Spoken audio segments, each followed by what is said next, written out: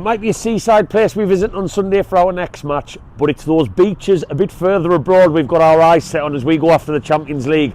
Our bogey team Brighton's up next, Newcastle fans, so let's look at things a little bit closer and how Brighton might set up and how we beat that. It's all coming up, Newcastle fans, so do us a favour and make sure you stick around.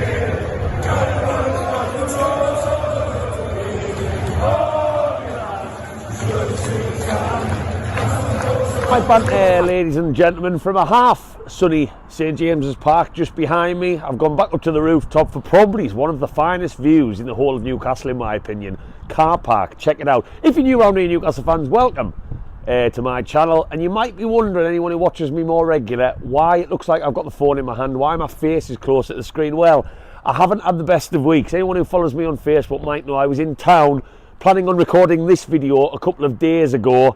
I got up to get a coffee in a Wetherspoons and I left my bag unattended, and my laptop, my MacBook I just had, so quite a pricey one, my expensive microphone, my tripod, all of it was in my backpack, and that was stolen. Yes, I've had quite the week. Let's hope that things get a bit better on Sunday in this Newcastle game. But yeah, I am a big believer there's no point crying over spilt milk, so I don't have any tripods or anything just yet whilst I figure out what I'm going to purchase next. I'm not going to hold my breath of getting it back, but my God, there are some absolute scum on this planet Earth. But lessons learned. Even when I go to the toilet, I go to fill up my coffee from the machine. Take your backpack with you, Matthew. I've had better weeks. I've certainly had better weeks, but I am outside St James's Park. I have still dived into a bit of analysis of this game, and here we go. 4 cup finals. Oh God, that term that you get sick of hearing, and it's a trip down to the seaside, and there's only one way to sum up Brighton Hove Albion for Newcastle United. Yeah, it's up there. Sorry, you probably didn't need to see that. It is a lovely little bogey right up the nostril. If I put my finger far enough up, I think I can find the Amex Stadium. It's Newcastle United's bogey team, not a one I think any of us would have expected to have developed, but it is. We have not won at the Amex in the Premier League era. You would have to go all the way back for a league win at Brighton, and it was a memorable one when Diame scored what is still one of the most weird and wonderful goals I will ever see in a Newcastle shirt. The old side of the foot dink into the top corner, and then Perez got the winner, and that was the season that we just pipped them to the championship title under Benitez to get promoted. Memorable night in that weird orangey blue kit, but that's going back to 2017? Madness, absolute madness. We've already been beaten twice off these this season, but let's look at them, as I'm trying to do now on these videos, in a little bit more depth. So yes, we have played them twice. A 1-0 defeat, of course, ex-Sunderland man Danny Welbeck got the winner, and an FA Cup defeat more recently in what was a game filled with everything. Penalties, red cards. Who could forget Gordon gets sent off just before the cup final? Luckily that worked out okay. And another late winner from Danny Welbeck, who seems to love playing against us, and the Sunderland fans just down the road eating their championship sandwiches seem to enjoy every moment of that. But what did I learn from that win, and what team might we see Brighton set up with on Sunday, learning from that? Before I get into that tactical answer, I do just want to say Brighton, I think they've played good football under the different managers. Potter, then De Zerbi, and now Mr Hörsler. He's 32 years old, and he seems to be a manager who adapts to opposition. You could even say a little bit like Eddie Howe, but 32 years old, and he's a Premier League manager going after European places in the league. Insane. I mean, here I am, older than a Premier League manager, stood in a car park with a can of Red Bull, whinging about getting me stuff nicked. With replacement £20 microphone to replace my expensive one. By the way, just on that note, if the volume quality, the sound quality is not very good, just bear with me. I didn't have the money to go out. I'm still in shock about what's happened to go and buy as good a standard as what I had. But when we played Brighton in the FA Cup, Hörsler, who is so famous for keeping the ball as Brighton are and playing through a high press, Brighton famously, and are well known under De Zerbi as well, for basically sucking on teams that press them high and playing through that. Their two centre-backs in Mr Van der Heck and Lewis Dunk have some of the highest passes in the Premier League, and that's been a common theme now for a couple of years. And Newcastle United fall into that, but at home at St James's Park, Hörsler decided to treat us differently. So let's look at how. Well, just to hammer home that little bit more, exactly what sort of style Brighton set up. Their goalkeeper, these Premier League stats, by the way, about a month old in terms of me trying to do a bit deeper digging, but still hammer home the point. 14th for long goalkeeper passes in the league and 16th for goal kicks going long from their goalkeeper. Now let's flip that and look at how that changed in the FA Cup when they played at St James's Park. Their goalkeeper in that FA Cup match played 80% of goal kicks long and 54% compared to 27% generally as an average over the Premier League season of passes long as well. So basically, you're probably wondering, what does that mean, Mr. Black White Banner? What does that mean, Matthew? Well, against our style of play, Mr. Hörsler thought, you know what, if you're going to press us and you're going to go as intense as hell in your home ground, we're going to not play through you, we're going to go over the top. Well, what would be the point in changing your system to play the ball long into the opposition half and not play through a team without having someone in that half to really take advantage of that? So what did Hörsler do differently in that FA Cup match? Well, normally Brighton would set up under their new management, with a one-man central midfield pivot. That would bring in the fullbacks as inverted. That's how they've loved to play. But against Newcastle in the FA Cup, they went with a two-man central midfield pivot, allowing their fullbacks in the likes of Lamptey, who obviously ended up getting sent off at the end of the match, to stay wide. The other midfielders supported the four, and what you were looking at going into that, and I'll share some of the positions on the pitch, the average positions in that game. You had the likes of João Pedro, great at least challenging for the ball and holding it up, and of course that ex-Newcastle player who never even kicked the ball for us, Mr. Yankuba Minteh, with pace once that ball is retrieved to be on the last man. And my God, did we find out the hard way. Yes, he gave away a penalty in that match, but he also scored. And of course the writing is always on the wall that ex-players are going to come back and bite us on the backside. And they basically ended up with a four-man forward line. And that's exactly why I'm looking at this Newcastle team, and I'm looking at exactly what maybe went wrong in that hammering at Aston Villa. A lot of things did. Lots of people talk about our lack of squad depth. That wasn't the only thing. Our tiredness was caused by Aston Villa beating us tactically. And I thought in those forward areas, the likes of Burn, Shea and Trippier were overrun by the likes of Asensio, Watkins, Rodgers. And I'm worried that if we don't get this one right, and I need to say the words if, Mr. Hörsler adopts that style and doesn't choose to play through us, because they are the home team, so he might not treat this match like he did at St James's Park. I make an assumption that he might, because he knows how good we are at the moment with this consistent winning run that we've generally been on. I'm worried that we get overrun, and we really need to be careful on the ball, because the way Brighton like to press, I'm going to share another chart on the screen. Look at how much they have disrupted build-up play this season. It's a really, really interesting chart, this one.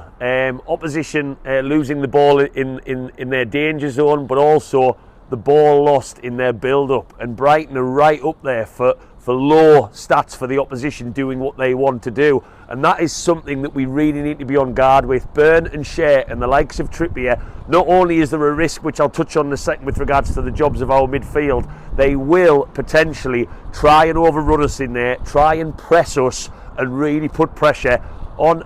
You know, I'm not worried about Shea. Yes, he can be a bit erratic in how he likes to play the ball out. We lose possession of that lot. I think Dan Burn generally has improved in all areas, including passing of the football.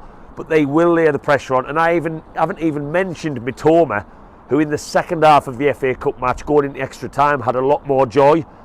We don't need reminding of that winner that was, I believe it was started by Mitoma and then into Welbeck, who banged it in on our right side of the pitch. Their right side, our left.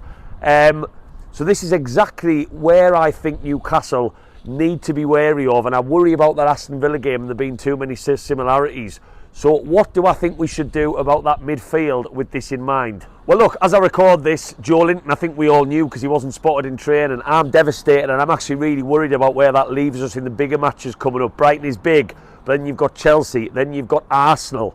These are difficult games, and we've talked about the foundation of our success being that midfield three. Joe Linton's aggression and legs does free up Bruno, does allow Tonali to get a bit more creative. And you suddenly get an imbalance, and maybe that highlights where we need to strengthen. No one's talking about central midfield as an area where we need to look at, but if Longstaff's out the door and deemed not good enough to even get 20-minute cameos anymore on the pitch, I think we should be looking at it. But look, lots of people are getting on Joe Willock's back. in Joe Linton's place, tactically, I would go with Lewis Miley for this one. If, and we don't know what tactically Brighton are going to do for this one, whether they are going to keep the ball on the floor or do what they did, as I've mentioned, in the FA Cup, I just think their press, which has been the same all season, and their numbers in those forward areas in and around our own half, Lewis Miley's control and discipline will be a lot more valuable than Joe Willock, who does like to get forward at every opportunity. He does like to get wide. I think we lose a man in playing Joe Willock in this one, where the going might get tough. Lewis Miley, although he's young, he's never really let us down when he started, and I thought in the FA Cup against the likes of Bromley, although it's low league opposition, he can roll his sleeves up, but he's also handy going forward as well. Lewis Miley has it in him, as we saw at PSG away not too many moons ago. He does have a discipline, given the right role, to sit in and allow Bruno and Tonali to maybe turn things on a little bit further up the pitch. That's where I would worry. If Joe Willock comes in, I feel like we're losing a midfielder who could sit a bit deeper, and I think Joe Willock is having to learn a new role, because the Joe Willock we all love, that got us Champions League, love to get forward. So Lewis Miley would be my vote. I think to win this football match, Newcastle United not only need to deal with those balls coming in high and get aggressive and really be sure in our passing, but also take advantage of wide areas. They do play with attacking fullbacks. The likes of Lamptey will want to get forward. We utilise that by the likes of Barnes and Murphy being on that. Trippier and Livramento supported every opportunity. I think wide areas could be really, really important in this match. Like I say, we don't know which tactical Brighton are going to show up, but I just thought that FA Cup game and how Hursley adapted and played very differently in terms of the passing style, but also where he set up his players, was really, really interesting. I'm going to be fascinated to see down at the coast. I am going down how he sets up. But anyway, that's the tactical side of things over with. Let's get into some, yes, you guessed it. Yes, I'm still dancing despite having all my stuff nicked by some Newcastle Raji, some black and white banter. Stats. Right, let's just get that awful bogey, as I itch my nose. That was well timed. That bogey team stat out of the way. Newcastle United are winless in all 7 of their away Premier League matches in Brighton, which is a joint record with Watford and Wimbledon. Similarly, Brighton have not gone longer without losing a home game against any other team than Newcastle. Everything either points to this trend continuing, being Mr. Negative, or half full, that this needs to come to an end. Expect goals. Brighton are one of only 2 teams to both score and concede 55 plus. Since playing Everton at the start of January, their last 11 matches have had 3 goals or more, 45 in total. Again, I'm a jinxing things for this to be a boring 0-0 down on the coast on Bangalore, but we like to attack. They concede goals. They also score goals. Could be a thriller. I'll tell you what, isn't it nice to see Eddie Howe almost fully fit and back to full health? And he's a double Eddie Howe whammy for you. Newcastle United are looking to win 20 Premier League matches in a season for the first time since the late great Sir Bobby in the 2002-2003 season. But not only that, Newcastle United have won 27 matches under Eddie Howe by 3 goals or more. Only Man City in that time, who've won 38 by 3 goals or more, have won more. So not only is Eddie Howe the king of everything, he also entertains, which is massive up this part of the world. And stats like that I love to hear. Gamey. Just to finish, Mr. Alexander, let's get into some player stats. Brighton are the only team so far since he signed for Newcastle that he's played twice without scoring. So Alexander Isak has his own personal vendetta in the Premier League. So obviously he did score in the FA Cup against these to put that league stat right. That's your black and white banter stats. Now let's get into the dreaded predictions. Oh, I hate this part of the video. Look, it's been an awful week, so part of my brain for me personally is thinking it can only get worse or it can only get better. I'm going to go glass half full. It's Bank Holiday Sunday. I am going down on the train, the only train that gets you there in time. We staying over, got a hotel booked, never been to Brighton before. Any recommendations in the comments, fire them away. I'm going to go for a narrow 2-1 Newcastle win. I do think we'll get the points. We still have momentum. We know how important this match is. Eddie Howe's bigging it up. 4 cup finals. It's important for Brighton, but not as important. I say we continue that momentum, and hopefully Newcastle United turn up and put on a better performance than what we've seen on the last 7 trips down there. Let us know your predictions in the comments below, Newcastle fans. Thank you very much for watching. Sorry the quality of this video is not as good. I don't like recording selfie format for this long on a proper video, But look, I've had an awful week, but thank you so much. Anyone who's seen my post on Facebook about losing my equipment, I've had suggestions on money. I've had people saying they'll help me pay for it to get it back. GoFundMe link suggestions. My community through Black and White Banter is incredible, and I'm always touched so much by it all. So anyone who's going down, let me know. Thank you very much for watching. I'll see you on the next one, and hopefully it's a very happy Bank Holiday Sunday by the seaside in pursuit of that Champions League football. Away, Eddie Howe's European football chasing Max.